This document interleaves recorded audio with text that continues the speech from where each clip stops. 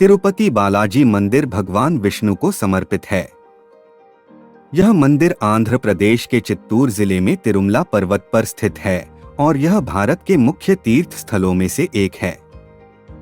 तिरुपति बालाजी मंदिर समुद्र तल से 853 फीट ऊंचाई पर स्थित है। मुख्य मंदिर 7वीं चोटी वेंकटाद्रि पर बना हुआ है। इस मंदिर को टेम्पल ऑफ 7 हिल्स भी कहा जाता है। तिरुमाला गांव 10.33 वर्ग मीटर 26.75 किलोमीटर वर्ग के क्षेत्र में बसा हुआ है। तिरुपति बालाजी का वास्तविक नाम श्री वेंकटेश्वर स्वामी है, जो स्वयं भगवान विष्णु हैं। इस मंदिर के बारे में कहा जाता है कि यह मेरु पर्वत के सप्त शिखरों पर बना हुआ है, जो कि भगवान शेषनाग का प्रतीक माना जाता है। इस पर्वत को शेषांचल भी कहते हैं। इसकी 7 चोटियां शेषनाग के 7 फनों का प्रतीक कही जाती है। इन चोटियों को शेषाद्रि, नीलाद्रि, गरुड़ाद्रि, अंजनाद्रि, वृषटाद्रि, नारायणाद्रि और वेंकटाद्रि कहा जाता है। इनमें से वेंकटाद्रि नाम की चोटी पर भगवान विष्णु विराजित हैं और इसी वजह से उन्हें वेंकटेश्वर के नाम से जाना जाता है। एक बार समस्त देवताओं ने मिलकर एक यज्ञ करने का निश्चय किया। यज्ञ की तैयारी पूर्ण हो गई। तभी वेद ने एक प्रश्न किया तो एक व्यवहारिक समस्या आ खड़ी हुई। ऋषिमुनियों द्वारा किए जाने वाले यज्ञ की हविष तो देवगण ग्रहण करते थे, लेकिन देवों द्वारा किए गए यज्ञ की पहली आहुति किसकी होगी, यानी सर्वश्रेष्ठ देव का निर्धारण जरूरी था, जो फिर अन्य सभी देवों को यज्ञ भाग प्रदान करें। ब्रह्मा, विष्णु, महेश परमात्मा थे। इनमें से श्रेष्ठ कौन है, इसका निर्णय आखिर हो तो कैसे। भृगु ने इसका दायित्व संभाला। वह देवों की परीक्षा लेने चले। ऋषियों से विदा लेकर वह सर्वप्रथम अपने पिता ब्रह्मा देव के पास पहुंचे। ब्रह्मा जी की परीक्षा लेने के लिए भृगु ने उन्हें प्रणाम नहीं किया। इससे ब्रह्मा जी अत्यंत कुपित हुए और उन्हें शिष्टता सिखाने का प्रयत्न किया। भृगु को गर्व था कि वह तो परीक्षक हैं, परीक्षा लेने आए हैं। पिता पुत्र का आज क्या रिश्ता। भृगु ने ब्रह्मा देव से अशिष्टता की। यह देख ब्रह्मा जी का क्रोध बढ़ गया और अपना कमंडल लेकर पुत्र को मारने भागे। भृगु किसी तरह वहां से जान बचाकर भाग चले आए। इसके बाद वह शिव जी के लोक कैलाश गए। भृगु ने फिर से धृष्टता की। बिना कोई सूचना का शिष्टाचार दिखाए या शिव गणों से आज्ञा लिए सीधे वहां पहुंच गए, जहां शिव जी माता पार्वती के साथ विश्राम कर रहे थे। आए तो आए, साथ ही अशिष्टता का आचरण भी किया। शिव जी शांत रहे पर भृगु न समझे। शिव जी को क्रोध आया तो उन्होंने अपना त्रिशूल उठाया।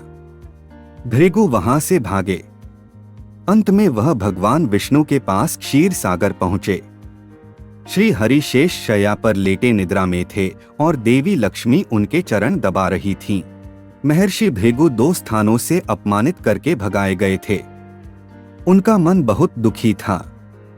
विष्णु जी को सोता देख उन्हें न जाने क्या हो गया और उन्होंने विष्णु जी को जगाने के लिए उनकी छाती पर एक लात जमा दी। विष्णु जी जाग उठे और भृगु से बोले, मेरी छाती वज्र समान कठोर है। आपका शरीर तप के कारण दुर्बल।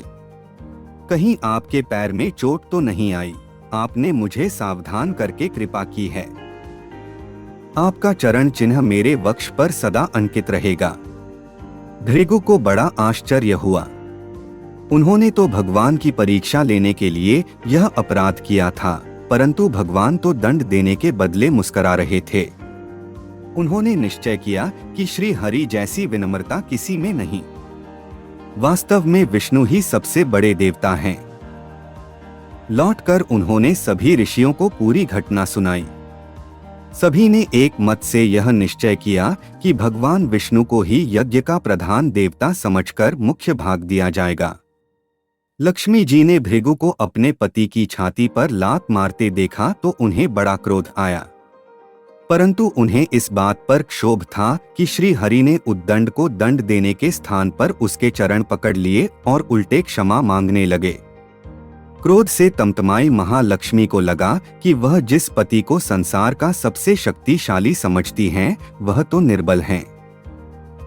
यह धर्म की रक्षा करने के लिए अधर्मियों एवं दुष्टों का नाश कैसे करते होंगे। महालक्ष्मी ग्लानि में भर गई और मन श्री हरि से उचट गया। उन्होंने श्री हरि और बैकुंठ लोक दोनों के त्याग का निश्चय कर लिया। स्त्री का स्वाभिमान उसके स्वामी के साथ बंधा होता है। उनके समक्ष कोई स्वामी पर प्रहार कर गया और स्वामी ने प्रतिकार भी न किया।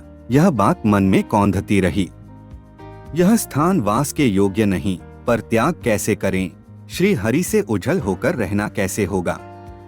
वह उचित समय की प्रतीक्षा करने लगी। श्री हरि ने हिरण्याक्ष के कोप से मुक्ति दिलाने के लिए वराह अवतार लिया और दुष्टों का संहार करने लगे। महालक्ष्मी को यह समय उचित लगा। उन्होंने बैकुंठ का त्याग कर दिया और पृथ्वी पर एक वन में तपस्या करने लगी। तप करते करते उन्होंने अपना शरीर छोड़ दिया। विष्णु जी वराह अवतार का अपना कार्य पूर्ण कर बैकुंठ लौटे तो महालक्ष्मी नहीं मिली। वह उन्हें खोजने लगे।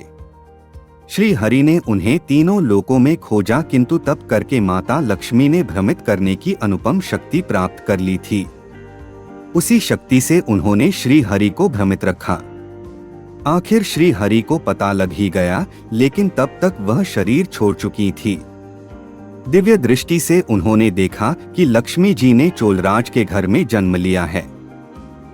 श्री हरि ने सोचा कि उनकी पत्नी ने उनका त्याग सामर्थ्यहीन समझने के भ्रम में किया है, इसलिए वह उन्हें पुनः प्राप्त करने के लिए अलौकिक शक्तियों का प्रयोग नहीं करेंगे। महालक्ष्मी ने मानव रूप धरा है, तो अपनी प्रिय पत्नी को प्राप्त करने के लिए वह भी साधारण मानवों के समान व्यवहार करेंगे और महालक्ष्मी जी का हृदय और विश्वास जीतेंगे। भगवान ने श्रीनिवास का रूप धरा और पृथ्वी लोक पर चोलनरेश के राज्य में निवास करते हुए महालक्ष्मी से मिलन के लिए उचित अवसर की प्रतीक्षा करने लगे। राजा आकाशराज निःसंतान थे। उन्होंने शुकदेव जी की आज्ञा से संतान प्राप्ति यज्ञ किया। यज्ञ के बाद यज्ञशाला में राजा को हल जोतने को कहा गया। राजा ने हल जोता तो हल का फल किसी वस्तु से टकराया। राजा ने उस स्थान को खोदा तो एक पेटी के अंदर सहस्रदल कमल पर एक कन्या विराज रही थी। वह महालक्ष्मी थीं। राजा के मन की मुराद पूरी हो गई थी। चूंकि कन्या कमल के फूल में मिली थी, इसलिए उसका नाम रखा गया पद्मावती। पद्मावती नाम के अनुरूप ही रूपवती और गुणवती भी थी। साक्षात लक्ष्मी का अवतार। पद्मावती विवाह के योग्य हुई। एक दिन वह बाग में फूल चुन रही थी। उस वन में श्रीनिवास बालाजी आखेट के लिए गए थे। उन्होंने देखा कि एक हाथी एक युवती के पीछे पड़ा है और डरा रहा है।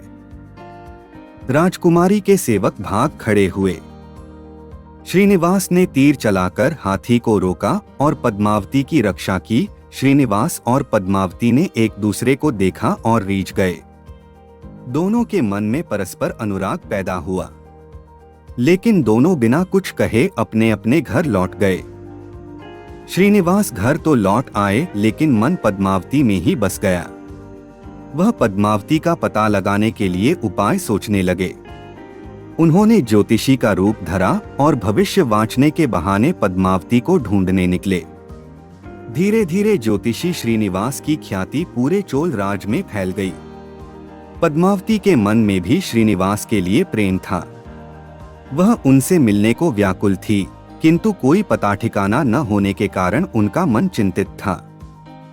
इस चिंता और प्रेम विरह में उन्होंने भोजन श्रृंगार आदि का त्याग कर दिया।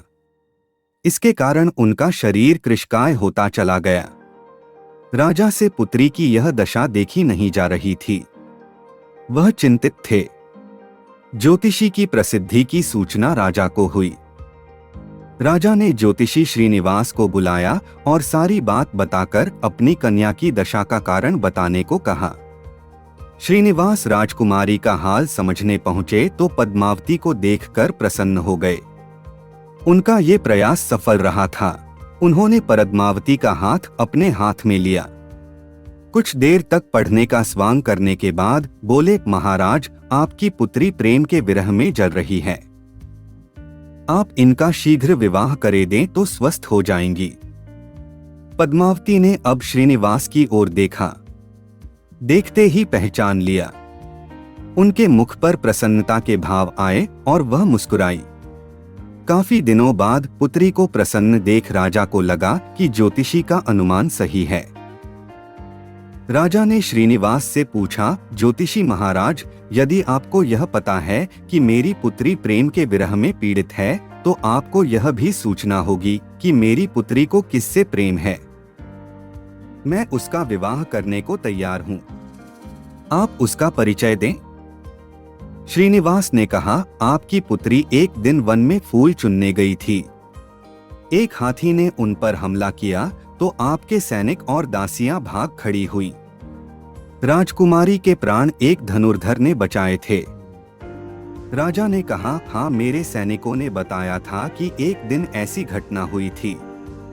एक वीर पुरुष ने उसके प्राण बचाए थे, लेकिन मेरी पुत्री के प्रेम से उस घटना का क्या तात्पर्य? श्रीनिवास ने बताया, आपकी पुत्री को अपनी जान बचाने वाले उसी युवक से प्रेम हुआ है। राजा के पूछने पर श्रीनिवास ने कहा, वह कोई साधारण युवक नहीं, बल्कि शंख चक्रधारी स्वयं भगवान विष्णु हैं। इस समय बैकुंठ को छोड़कर मानव रूप में श्रीनिवास के नाम से पृथ्वी पर वास कर रहे हैं। आप पुत्री का विवाह उनसे करें। मैं इसकी सारी व्यवस्था करा दूंगा। यह बात सुनकर राजा प्रसन्न हो गए कि स्वयं विष्णु उनके जमाई बनेंगे। श्रीनिवास और पद्मावती का विवाह तय हो गया। श्रीनिवास रूप में श्री हरि ने शुकदेव के माध्यम से समस्त देवी देवताओं को अपने विवाह की सूचना भिजवा दी। शुकदेव की सूचना से सभी देवी देवता अत्यंत प्रसन्न हुए। देवी देवता श्रीनिवास जी से मिलने और बधाई देने पृथ्वी पर पहुंचे, परंतु श्रीनिवास जी को खुशी के बीच एक चिंता भी होने लगी। देवताओं ने पूछा, भगवन, संसार की चिंता हरने वाले आप इस उत्सव के मौके पर इतने चिंतातुर क्यों हैं? श्रीनिवास जी ने कहा, चिंता की बात है धन का अभाव। महालक्ष्मी ने मुझे त्याग दिया, इस कारण मैं धनहीन हो चुका हूँ। स्वयं महालक्ष्मी ने तब से शरीर त्याग मानव रूप लिया है और पिछली स्मृतियों को गुप्त कर लिया है। इस कारण उन्हें यह सूचना नहीं है कि वह महालक्ष्मी का स्वरूप है। वह तो स्वयं को राजकुमारी पद्मावती ही मानती हैं। मैंने निर्णय किया है कि जब तक उनका प्रेम पुनः प्राप्त नहीं करता, अपनी माया का उन्हें आभास नहीं कराऊंगा, जिनके कारण मैं एक साधारण मनुष्य का जीवन व्यतीत कर रहा हूँ। वह है राजकुमारी।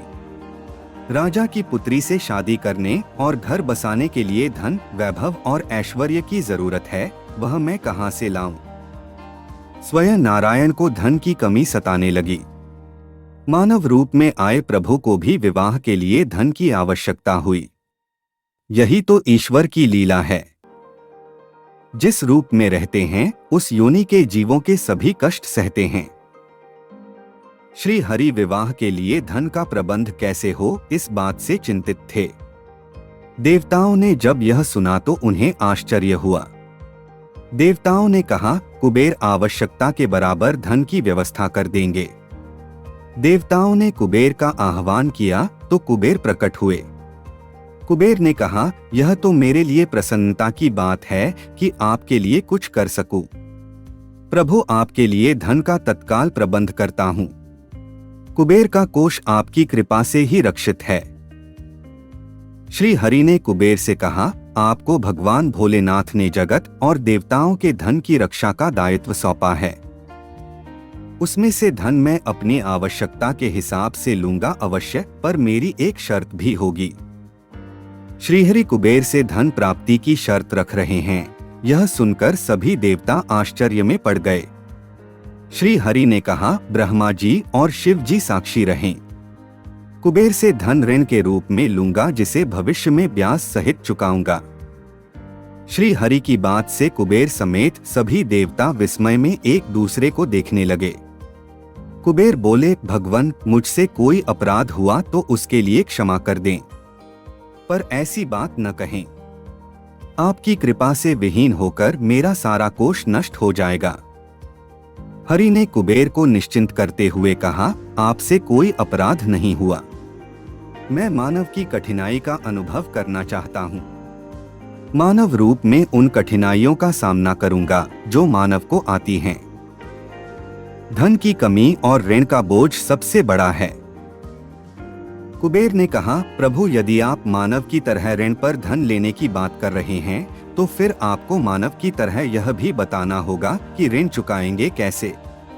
मानव को ऋण प्राप्त करने के लिए कई शर्तें झेलनी पड़ती हैं। श्रीनिवास ने कहा, कुबेर, यह ऋण मैं नहीं, मेरे भक्त चुकाएंगे, लेकिन मैं उनसे भी कोई उपकार नहीं लूंगा। मैं अपनी कृपा से उन्हें धनवान बनाऊंगा। कलयुग में पृथ्वी पर मेरी पूजा धन, ऐश्वर्य और वैभव से परिपूर्ण देवता के रूप में होगी।